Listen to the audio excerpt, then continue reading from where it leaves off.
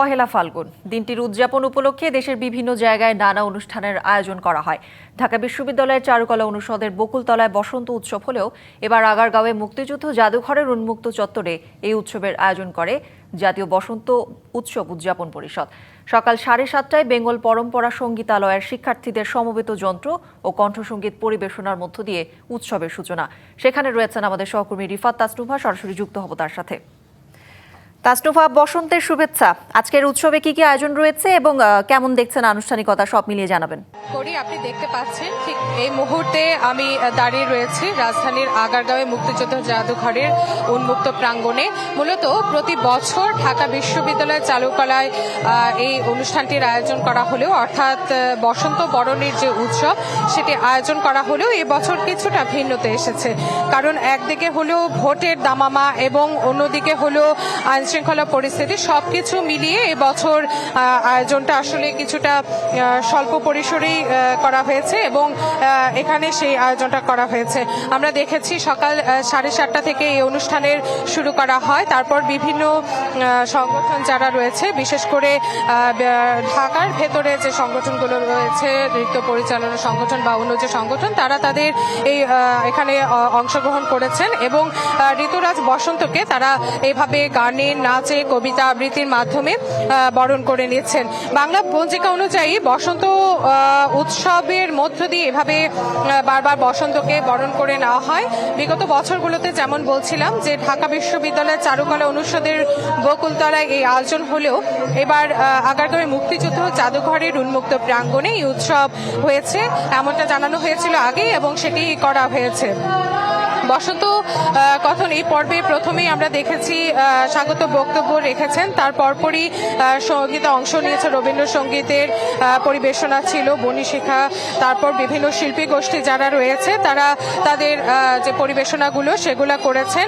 এখন গান পরিবেশন করা হচ্ছে এবং তারপর পরই আরও যে আয়োজনগুলো সেগুলো করা হবে। এখানে অনেকে আছেন, আমরা একটু তাদের সাথে কথা বলবো, আপনার সাথে একটু কথা বলতে চাই। এই যে আয়োজন, পুরো আয়োজনটিকে কিভাবে দেখছেন? এই আয়োজনকে আমি খুবই ভালো লাগছে যে আমরা বসন্ত উৎসবটা উদযাপন করতে পারছি। এটা তো আগে চারুকলাতে হতো, তো আমার মনে হয় যে এখানে আরো বড় পরিসরে হচ্ছে। এখানে সাজসজ্জার সব দিক দিয়ে মানুষ ভালো এনজয় করতে পারতেছে। খুবই ভালো লাগছে যে আসলে এখানে সবাই বেশ উৎসুক এই বসন্ত উৎসবের আয়োজন দেখে। এবং আমরা আরো কয়েকজনের সাথে একটু কথা বলি। আপনার সাথে একটু কথা বলতে চাচ্ছি যে এই যে আজকের এই আয়োজন, এখানে এসেছেন আপনি, কেমন লাগছে আপনার? কেমন লাগছে সেটা তো ভালো, কিন্তু এই জায়গাতে আসতে হইলো, পুরান জায়গাটা বন্ধ হয়ে গেল। এই আসলে এখানে যারা এসেছেন তারা সবাই কিন্তু একটি কথা জানাচ্ছে যে খোলা পরিবেশে যেখানে তারা সবসময় এই উদযাপনটা করেন, সেই উদযাপনে যে আনন্দ এবার এখানে আয়োজন হওয়াতে তারা কিছুটা মর্মাহত হলেও আসলে এখানে যারা পরিবেশনা করছেন তাদের এই পরিবেশনা দেখে তারা কিন্তু খুবই মুগ্ধ এবং এই বসন্ত এবং ভালোবাসাটাকে তারা এভাবে উদযাপন করে নিচ্ছেন। আমরা দেখতে পাচ্ছি এখানে আয়োজকদের অনেকেই রয়েছেন। আমরা একটু কথা বলবো একজনের সাথে। আমি একটু কথা বলতে চাই আপনার সাথে। একটু আপনার কাছে জানতে চাচ্ছি যে এই যে নির্বাচন হলো, ভোট গ্রহণ হলো, একটু উৎসবের মধ্য দিয়ে এবার ভোটাধিকার প্রয়োগ করেছে মানুষ, তার পরপরই এই বসন্ত উৎসব, ভালোবাসার উৎসব, এই ভালোবাসার উৎসবটাকে আপনি কিভাবে দেখছেন? একই সাথে আপনার কাছে একটু জানতে চাবো যে নতুন যে সরকার আসবে সেই সরকারের কাছে আসলে আপনাদের প্রত্যাশাটা।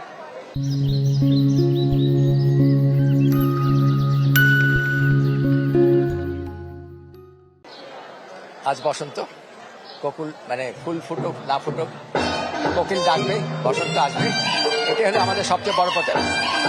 নতুন সরকারের কাছে যে প্রত্যাশা সেটা হচ্ছে বিগত 1.5 বছর দুর্ভাগ্যজনকভাবে সাংস্কৃতিক অঙ্গনে একটা বন্ধাত্মতা এসে গিয়েছিল।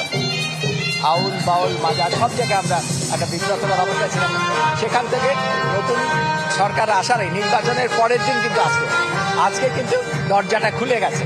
আমরা বিশ্বাস করি যে সরকার আসছে সে দরজাটাকে আরো খুলবে, যারা সাংস্কৃতিক অঙ্গনে বাঙালির সমস্ত জংলা দরজাগুলো খুলে দেয়।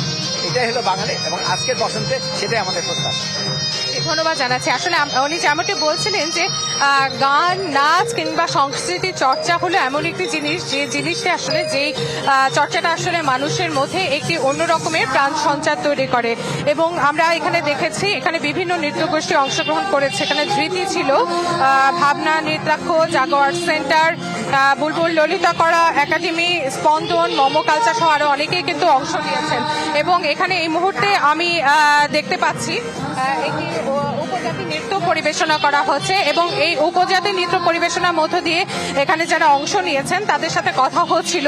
তারা বলছিলেন যে বাঙালি যে চর্চাটা রয়েছে, বাঙালি সংস্কৃতির যে চর্চাটা রয়েছে, সে ধারা কিন্তু অব্যাহত রাখতে হবে।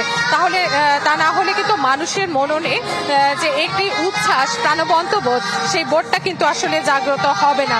এবং সেই সাথে আমাদের দেশের সংস্কৃতির চর্চার সাথে সাথে, আমাদের দেশীয় চর্চার সাথে সাথে আমাদের পাহাড়ের যে ঐতিহ্য রয়েছে, সেই ঐতিহ্যটাকে ধারণ করার কথাও কিন্তু এখানে উঠে এসেছে। তারপরেও একটি বিষয় এখানে সবাই বলছেন, আসছে বছরগুলোতে এই চর্চা, এই অনুষ্ঠানগুলো, এই উৎসবগুলো আরো ভালোভাবে, আরো সুন্দরভাবে উন্মুক্ত পরিবেশে সবার জন্য উদযাপনের সুযোগ থাকবে, এই ধারা অব্যাহত থাকবে, এমনটার কথাই কিন্তু তারা আমাদেরকে জানিয়েছেন। তো এই কিন্তু ছিল আমার কাছে এখান থেকে সবশেষ খবর। তাসনুভা, ধন্যবাদ আপনাকে।